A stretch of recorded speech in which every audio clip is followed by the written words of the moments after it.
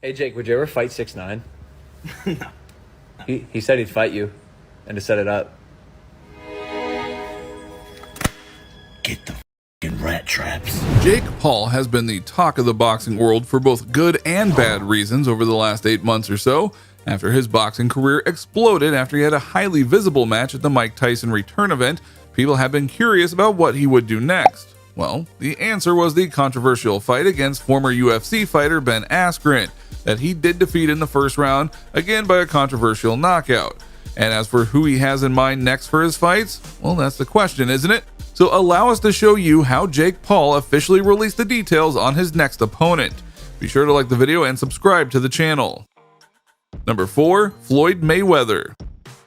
If you're looking for someone whom many people think that Jake Paul will go up against in the boxing ring, that would likely be Floyd Mayweather, and they already have some heat and story building up towards exactly that.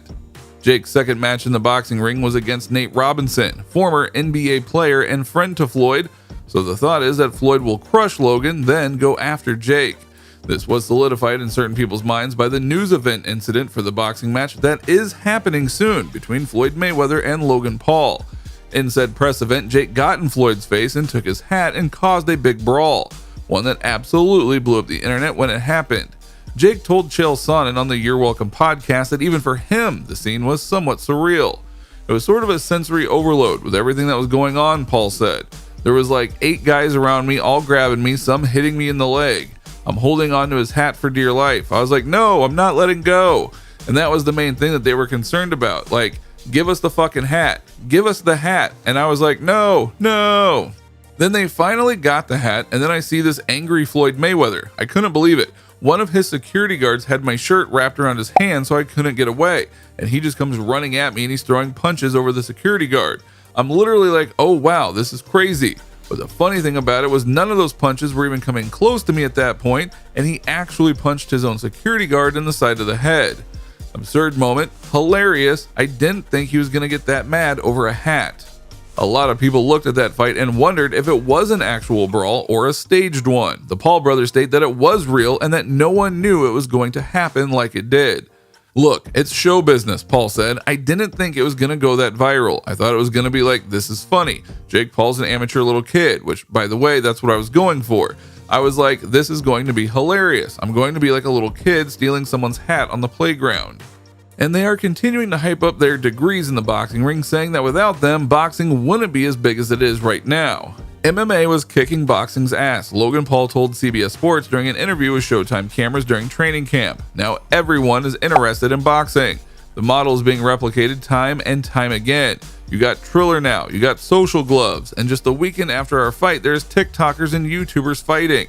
Jake just got to deal with Showtime, and what fucking point is it legit? Wake up and smell the coffee. We are here, and we are here to stay. Well, now that may be true, but the idea of opponents is still on the table, and if it's not Floyd Mayweather, many are going to ask, then who?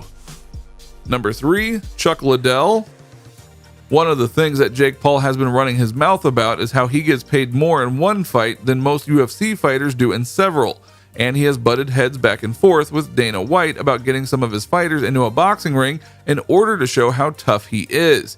Dana has refused this time and time again, but that doesn't stop fighters who aren't with the UFC anymore from fighting against him.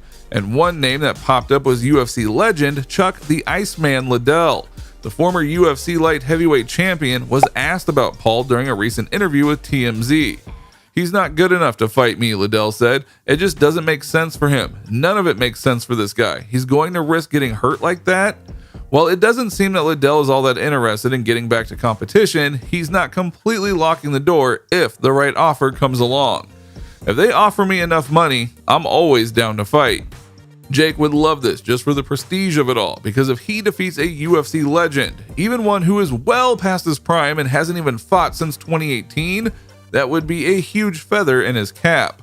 Or he could go get the celebrity angle and fight number 2, 6ix9ine.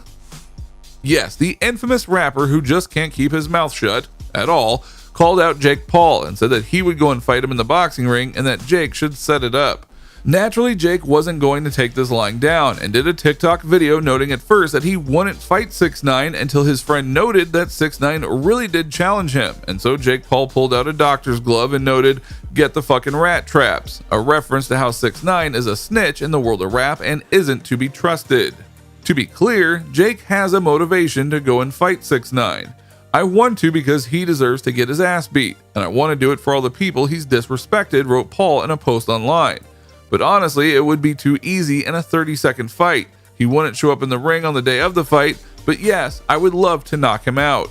As for 6ix9ine, he's already trying to make waves by calling out Jake as fake in terms of how he got jacked. 6ix9ine wrote, "I think he's on steroids, like his security guard who passed away," at Jake Paul. Now this match would be more about hype than the actual matchup, but that doesn't mean that it can't happen. It just means that both sides would have to go and agree to make it happen, and that might not happen. Number 1. Tyron Woodley? Jake Paul's words about boxing and the UFC as a whole have rubbed a lot of people the wrong way, not the least of which is certain UFC stars who are actual fighters and fighting real opponents without potential rigging. See Paul's match with Askren. Tyron Woodley, for example, is someone who has been calling out Paul for a while now due to his words and antics, and even got into some backstage scuffles with him and his entourage not too long ago. And Woodley has some choice words for Paul. Jake Paul is, well, I guess we kind of recognize he came from Disney. We expect him to be this little fucking macho man that he's playing, Woodley told TMZ. But he keeps calling out everybody but me. I'm the one with the real smoke with you. They just culture vultures, like he'll volt the juice from his own damn flesh and blood. He went on. "Come and get this smoke for real," Woodley said. "I'm in and I can actually find him. People that keep talking about fighting him, they're not even in position to fight him. I can actually fight him. I can fight him tomorrow if I want to. If Jake dropped his ball sack out of his stomach and signed the deal, then I think Floyd would be happy that I'd be the one to knock his fucking head off." We're sure some people would love to see that. So what do you think? What do you think of this look at the opponents that Jake Paul might be going up against in the near future, and the ones who are fine not getting into the boxing ring with Jake Paul? Who would you personally like to see Jake Paul fight in the boxing ring? Do you think that the clash with Floyd Mayweather is the next thing, or is that going to be built up more over time? Let us know in the comments below. Be sure to subscribe, and we will see you next time on the channel.